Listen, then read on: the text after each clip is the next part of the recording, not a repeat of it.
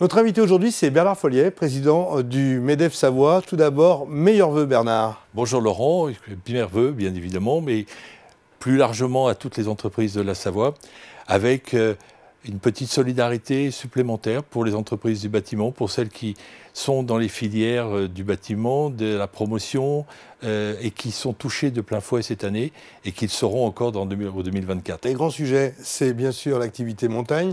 La saison a bien commencé, mais on se pose beaucoup de questions sur les stations de basse altitude. C'est un sujet qui vous préoccupe? Alors d'abord, ça me préoccupe doublement parce que vous savez qu'effectivement j'ai une entreprise qui est très dépendante des stations de sport d'hiver.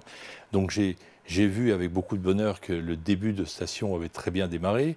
Mais on a une inquiétude parce qu'on voit qu'il y a 20 jours où on peut faire de la neige à peu près dans une saison, qu'il y a de la pluie qui vient contrarier et qui vient baisser le niveau de neige sur les stations en dessous de 1500 mètres.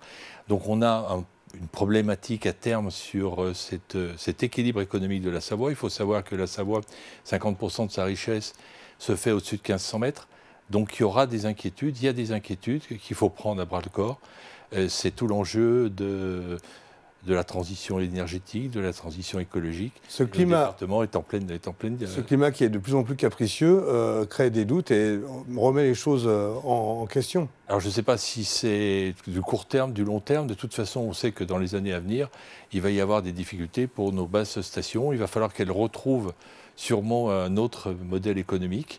C'est en cours, hein. Les maires les élus de ces stations sont très mobilisés là-dessus, ce qui renvoie, nous, à une responsabilité sur la transition énergétique de nos entreprises, puisque là aussi, il faut qu'on fasse quelque chose. On en parle beaucoup, mais est-ce que les entreprises sont prêtes à faire le saut? Certaines le font, mais pas toutes. Alors, d'abord, les entrepreneurs sont prêts à faire le saut, déjà parce que dans leur conscience, ils savent que c'est bon pour les générations à venir.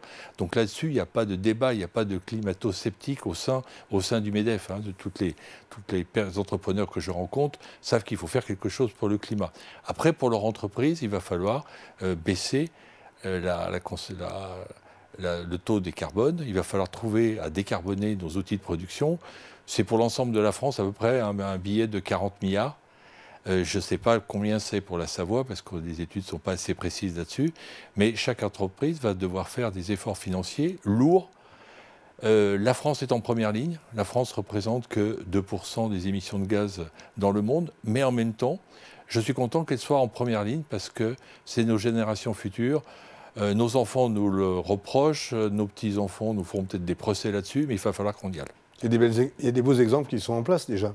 Alors, tout le monde est dessus, hein, parce que il y a dans ce qu'on va appeler le RSE, la responsabilité sociétale de l'entreprise, on nous le demande. Les jeunes, quand ils rentrent dans l'entreprise, ils demandent ce que l'on fait pour le climat, ils demandent ce que fait pour l'écologie. Donc on sait que les jeunes recherchent du sens et veulent absolument être dans une entreprise qui s'investit et a des responsabilités sur ce sujet. La grosse préoccupation pour vous, c'est le logement, vous en avez parlé en introduction. Alors, les effets pervers de la loi ZAN, on commence à les sentir. Vous êtes plutôt pour la loi ZAN, mais vous pensez qu'il y a des aménagements à obtenir et à réaliser? Alors, je répète rapidement, la loi ZAN, c'est simple, hein, c'est zéro artificialisation des sols, c'est-à-dire que l'on doit, en 2050, plus construire sur un sol qui est un sol agricole.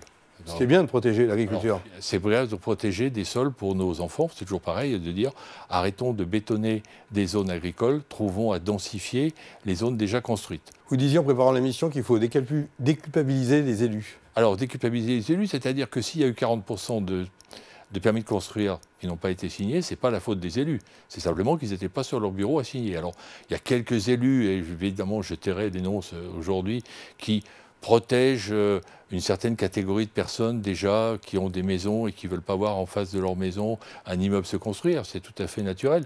Sauf qu'il y a des jeunes populations, il y a des jeunes qui arrivent sur ces mairies, il y a des emplois qui doivent se créer. S'il n'y a pas de logement, il y aura effectivement des difficultés pour trouver des emplois pour nos entreprises.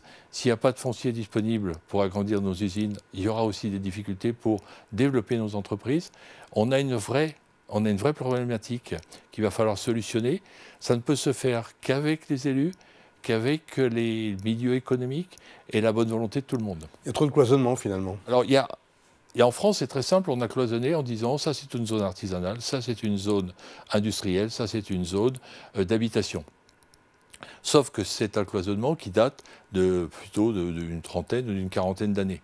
Il suffit d'aller voir une zone commerciale ou une zone artisanale le week-end, on voit que c'est triste, il n'y a rien, il y a des grands parkings. Eh bien, ces grands parkings, il faudrait peut-être trouver des solutions pour que les voitures soient en sous-sol ou au-dessus et peut-être rendre ces parkings habitables ou du moins constructibles. Or, ce n'est pas possible puisqu'il y a un plan d'occupation des sols, où effectivement, c'est comme ça que je l'appelle actuellement pour que tout le monde comprenne, c'est un autre nom, mais tout ça va demander des enquêtes publiques, va demander du temps, et il faut que l'on trouve des solutions pour raccourcir ce temps. On parle de l'apprentissage, parce que pour vous, l'avenir des entreprises du MEDEF, de toutes les entreprises en France et en Europe, eh bien, c'est la formation. Alors on a fait un gros effort de l'apprentissage. Il y a une dizaine d'années, on disait les Allemands sont devant nous. Là, on a récupéré le retard, on a mis des centres de formation. Le MEDEF a des centres de formation. Toutes les branches ont des centres de formation. Donc on voit bien que l'apprentissage est une solution parce que derrière, il y a un apprenti qui a fait 2 ans, 3 ans en apprentissage dans une entreprise, à 80-90%, c'est un poste et c'est un emploi. Donc on a des filières d'excellence. Ce qu'il faut, c'est qu'on continue à valoriser les lycées professionnels, qu'on continue à valoriser les sections en apprentissage, parce que ce sont nos jeunes, ce sont des métiers de demain, et il faut qu'on leur donne du sens quand ils font leur formation, disons, c'est ça que je veux faire, et on aura des gens très formés dans nos entreprises, et c'est ce qu'on recherche.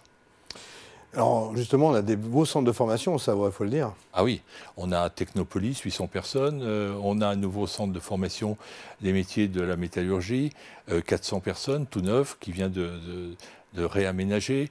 On a des lycées professionnels et on a l'éducation nationale. N'oublions pas que l'éducation nationale aussi a beaucoup de sections pas en apprentissage, mais plutôt professionnelles, professionnalisantes, et qu'il faut que nous, MEDEF, on ait le courage d'y aller.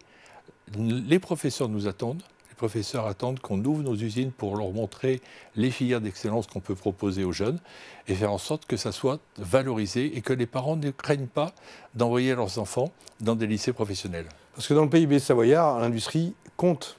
Bien sûr. Alors il y avait énormément, au départ, la Savoie, c'était des très très grosses industries, la chimie, la sidérurgie, c'est un peu moins maintenant, mais c'est un tissu de plein de petites entreprises, d'une cinquantaine, d'une trentaine, d'une centaine d'employés. Et toutes ces entreprises vont avoir besoin de main-d'œuvre, vont avoir besoin de jeunes diplômés, de jeunes qui vont pouvoir s'inscrire dans la progression de nos entreprises de demain. Pour finir cet entretien, on parle des enjeux de l'Europe, puisque c'est une année d'élection, et vous êtes très attaché à ce destin économique et politique. Alors ça, c'est ma grande inquiétude. 2024, il va y avoir des élections importantes. J'espère que ça ne va pas se réduire à des élections nationales, où l'on vote par rapport à la tendance que l'on veut bien donner, mais qu'on comprenne bien les enjeux de l'Europe. L'Europe... Nous, MEDEF, on veut une Europe plus verte. On n'a pas peur de dire qu'on est pour une Europe verte. On n'a pas peur de dire qu'on veut une Europe encore plus sociale. Ça ne nous pose aucun problème. Mais on veut une Europe qui soit maître de son destin économique, c'est-à-dire qui soit capable d'avoir des usines, d'avoir une indépendance industrielle, d'avoir une indépendance financière. C'est tout l'enjeu de l'Europe que l'on va défendre.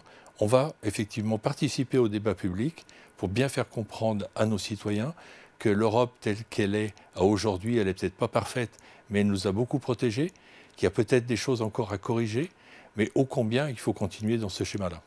Merci Bernard Folliet pour cet entretien. Merci, Bonne année. Laurent.